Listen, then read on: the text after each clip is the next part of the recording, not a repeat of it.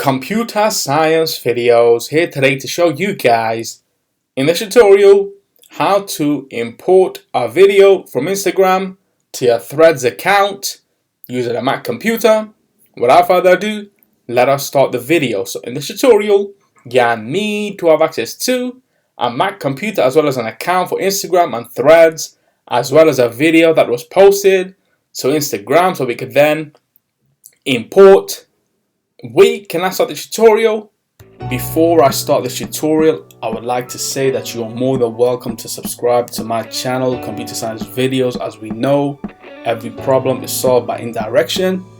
You can also follow my Twitter account. We are trying to grow as fast as ever. I'm on TikTok. We post videos here and there. Follow my page on Facebook. I'm also on Instagram. You are more than welcome to support me on PayPal. Let's now focus on the video.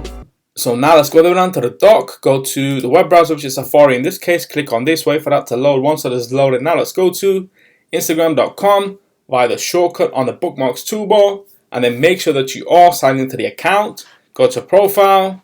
Before we navigate to our Threads account, ensure that we have a video posted to the account. We can now navigate to Threads